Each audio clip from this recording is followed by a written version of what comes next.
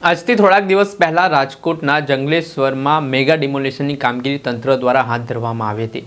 અંદાજિત 1400 જેટલા મકાનો પર બુલડોઝર ફરી પડ્યું હતું. લોકોનું હૈયાફાટ રુદન જોવા મળ્યું હતું, કેમ કે તેમના ઘરોનું આશિયાનું છે તે છીનવાયો હતો. આ ઘટનાને લઈને સરકાર સામે પણ લોકોનો રોષ જોવા મળ્યો હતો. ત્યારે આ વચ્ચે ગુજરાતના પૂર્વ મુખ્યમંત્રી શંકરસિંહ વાઘેલાએ જંગલેશ્વર ડિમોલિશન મામલે સરકારને ફરી એકવાર ઘેર્યા છે અને શું કહ્યું છે વિગતે વાત. વૈષ્ણવજન તો તેને કહીએ જે પીડ પરાઈ જાનાને રે. નમસ્કાર દર્શક મિત્રો, નવજીવન ન્યૂઝમાં આપનું સ્વાગત છે. હું છું ફૈઝાન. થોડા દિવસ પહેલાં રાજકોટમાં સૌરાષ્ટ્રનું ઐતિહાસિક ડિમોલિશન છે તે તંત્ર દ્વારા હાથ ધરવામાં આવ્યું હતું, જેમાં જંગલેશ્વર વિસ્તારમાં 1400 જેટલા મકાનો પર તંત્રનું બુલડોઝર ચાલ્યું હતું. તંત્રનું કહેવું છે કે આ ગેરકાયદેસર બાંધકામ છે, ત્યાંથી ટીપી રોડ કાઢવાનું છે, જેના કારણે આ કાર્યવાહી કરવામાં આવી રહી છે. બીજી તરફ ત્યાંના સ્થાનિક લોકોનો દાવો છે કે તેઓ 50-50 વર્ષથી ત્યાં વસવાટ કરી રહ્યા છે, પરંતુ તંત્રએ અચાનક જે કામગીરી કરી છે તેના કારણે ખૂબ મોટું તેમને નુકસાન પહોંચ્યું છે અને હાલ તેમને ઘર ભાડે પણ નથી મળતા રાજકોટમાં તેવી સ્થિતિનું નિર્માણ થયું છે. ત્યારે આ વચ્ચે ગુજરાતના પૂર્વ મુખ્યમંત્રી શંકરસિંહ બાપુ હવે સરકાર પર રોષે ભરાયા છે અને જે તંત્ર દ્વારા જંગલેશ્વર વિસ્તારમાં ડિમોલિશનની કામગીરી કરી છે તેને લઈને તેમણે કહ્યું કે જો સરકારને ખબર છે કે આ ગેરકાયદેસર જગ્યા છે તો ત્યાં લોકોને બાંધકામ શું કરવા દે છે, પછી કેમ મોઢે મોઢે સરકાર જાગતી હોય છે અને લોકો વસવાટ કરે તો પછી તેમને ઘર ધ્વસ્ત કરી દેતી હોય છે. આ મામલે તેમણે એક ષડયંત્ર ગણાવ્યું છે. સાથે જ સરકારને કહ્યું કે તમે માનવતા વિશે થોડુંક વિચારો, આમાં હિન્દુ મુસલમાન ના હોય, આમાં માનવતાની વાત હોય. સાથે જ શું પ્રહાર છે તે શંકરસિંહ વાઘેલાએ કર્યા તે સાંભળો. પ્રધાનમંત્રી સાહેબ જ્યાં જાય ત્યાં નજીક રાખો. મારે તો આનો બહુ જૂનો સંબંધ છે. એમ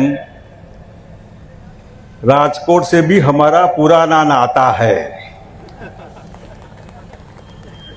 અને આ સાચું છે, ખોટું નથી, ગપ્પું નથી. હું 69માં રાજકોટમાં રાજકારણની શરૂઆત જેને કહેવાય એવું રાજકોટ આજે જંગલરાજ બને અને જંગલેશ્વરનો જે પ્લોટ હમણાં ખુલ્લો કર્યો ને બધા ગુંડા હતા, દારૂડિયા હતા અને તમારી મહેરબાનીથી હતા ને બધા સરકારની મહેરબાની સિવાય ત્યાં એ પ્લોટ ઉપર બાંધકામ થયું કેવી રીતે? તમે જો તંત્ર તોડવા માટે આટલો બધો રસ દાખવતા હોય તો જ્યારે પરવાનગી આપવાની હોય તો ના પાડે, કંઈ નહીં થાય. તમારાથી તમારું મકાન નહીં, દબાણ નહીં થાય. હપ્તા લેવાય છે, ખોટા ગુંડાઓને પાર્ટીમાં ખેસ પહેરાવાય છે, બળાત્કારીઓને ટોપી પહેરવામાં આવે છે, નિર્દોષ લોકોને તમે ગાંધી આશ્રમમાં લોકોને વ્યવસ્થા આપી, બીજે બધે આપણને વ્યવસ્થા બધા વૈકલ્પિક વ્યવસ્થા, પણ માણસો છે એ ભાજપવાળા છે બધા, જેને ભાજપને મત આપેલા.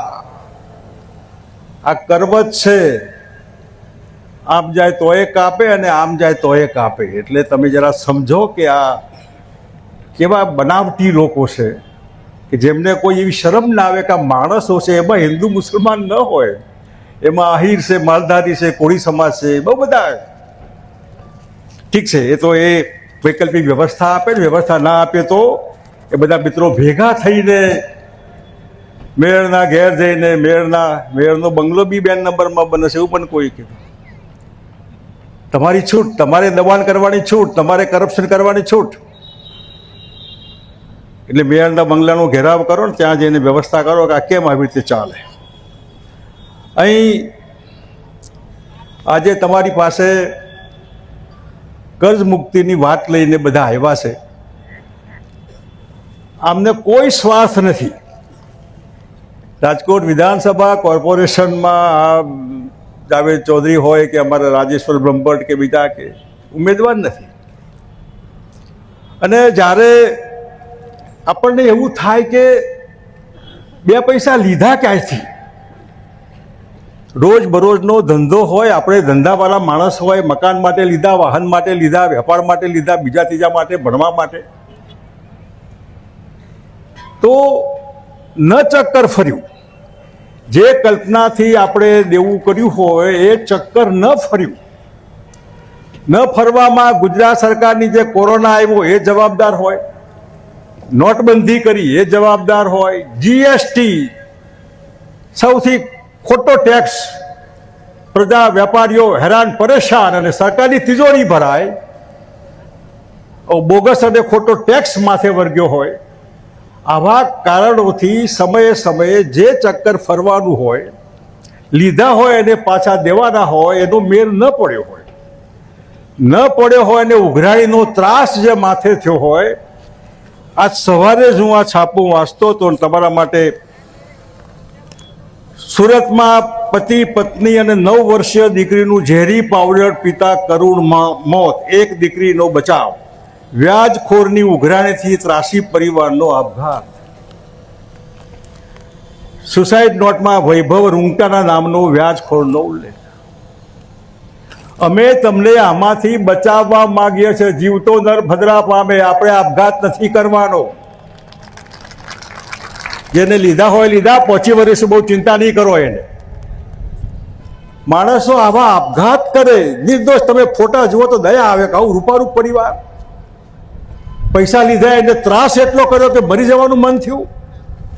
માણસ જ્યારે ક્યાંકથી રૂપિયા ઉછીના લે ત્યારે એ દિવસે ન છૂટકે.